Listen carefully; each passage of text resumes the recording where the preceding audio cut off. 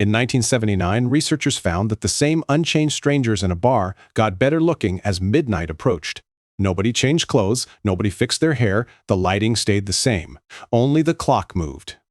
The question is what your brain is doing in that last hour, because it isn't the beer. The study happened in a country and western bar near Charlottesville, Virginia. Psychologist James Pennebaker ran it. His team walked in 3 times a night, 9 o'clock, 10:30, and midnight, half an hour before closing. Each time, they asked patrons a simple question. Rate everyone else in here, 1 to 10. Not your date, not your friend. Every stranger at the bar, the pool table, the jukebox. At 9, the ratings were what you'd expect. A room of ordinary-looking people on an ordinary night. By 10:30, the numbers had crept up. By midnight, they'd climbed higher still. Same people, same faces, same room. Measurably more attractive, purely because the night was running out. And here's the detail that turns this from a bar joke into real psychology. The researchers also asked people to rate members of their own sex, rivals, not prospects. Those ratings stayed flat all night long. The clock did nothing to how men rated other men. So it wasn't the dim lighting. Dim lighting would have made everyone look better, rivals included.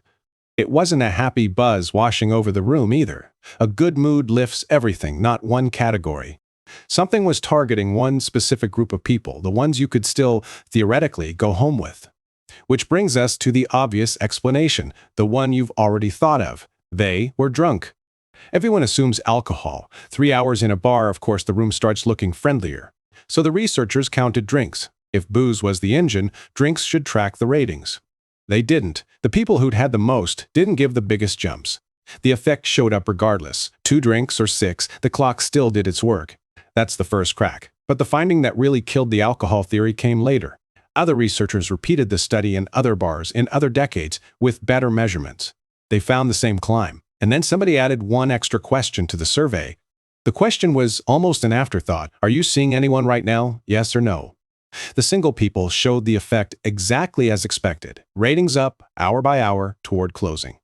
The people already in relationships showed nothing. Flatline. Midnight came and the strangers stayed ordinary. Now sit with that for a second, because it quietly destroys the alcohol explanation. The people in relationships were in the same bar. Same drinks, same late hour, same tiredness. If ethanol were doing this, it doesn't check your relationship status before it works. Whatever was happening wasn't in the bloodstream. It was in whether the door was still open. For someone taken, closing time isn't a deadline. Nothing's expiring, so nothing gets more precious.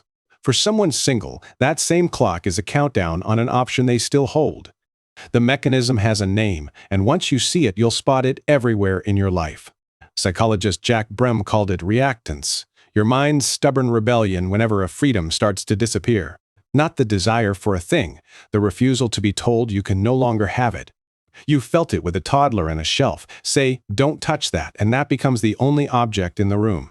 You felt it as an adult too, in smaller, less flattering ways. The restaurant tells you the kitchen closes in 10 minutes, and suddenly you're starving. You weren't starving, you were fine. 10 minutes ago, you were thinking about leaving. The website says 3 left in stock, and your finger moves before your reasoning does.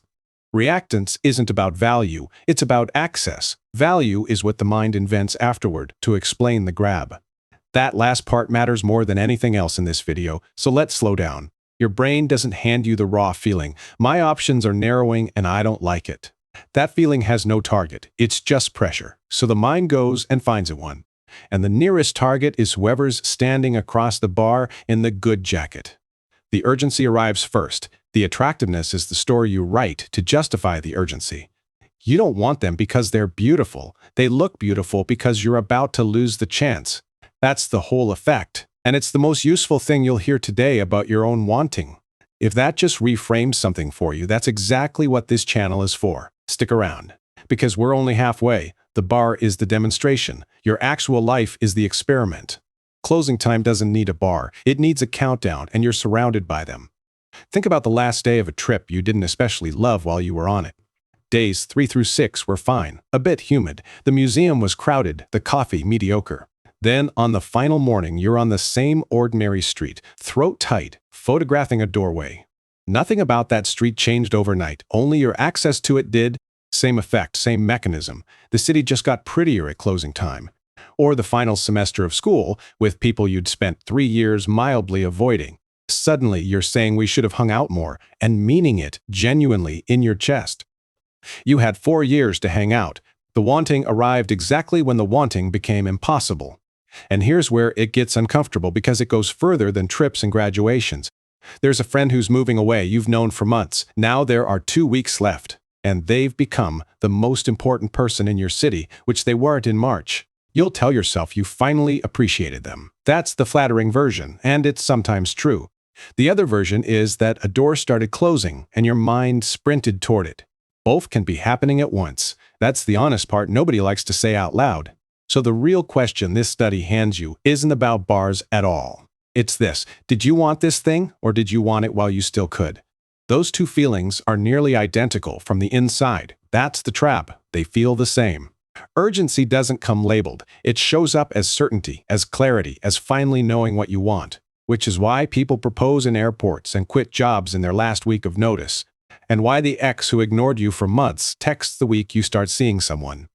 That's not always manipulation. Sometimes it's just a person whose door visibly started closing. Now, the useful part, because knowing this is only half of it. There's a test. It takes about 4 seconds, and you can run it anywhere. When you feel a sudden spike of wanting, ask, what would this feel like with no deadline? If the bar were open all night, forever, would you still cross the room? If the trip had no last day, would you be photographing that doorway? If your friend were staying, would you actually be texting them every day? Sometimes the answer is yes. Then the deadline didn't create it. It only made you notice. And that's good news, because a deadline that reveals something real is doing you a favor. But sometimes the answer is no, and you feel the no arrive. Slightly embarrassing. That's the closing time version. The urgency is real. The value it's pointing at isn't. Run that test before the expensive decisions, and you'll save yourself a specific kind of regret. But here's the flip, and it's the part people miss when they hear all this. Reactance isn't a flaw to delete. It's information about what you've been quietly ignoring. Your friend really was worth 2 weeks of attention. You just needed the calendar to say so. So the fix isn't to distrust the last week feeling, it's to stop needing a last week. The bar patrons weren't wrong that the room was full of interesting people at midnight. They were wrong that midnight was what made them interesting. That was already true at 9. Everything you have right now is on a timer you can't see. That isn't morbid. It's the same clock the bar has, running slower, with nobody shouting last call. The people who seem to appreciate their lives aren't feeling something you can't feel. They're just feeling it earlier, at 9, instead of waiting for the lights to come up. One study, one room, one clock, the strangers never changed, only the time you had left. Wanting something and wanting it before it's gone are two feelings wearing the same face. Learn to tell them apart, and you get to choose which one you act on. If that reframes something, like it and subscribe. This channel is a running tour of your blind spots. Next up, why the near miss, the job you almost got, stays in your head for years. Until then, go text the friend who isn't moving away yet. No deadline required.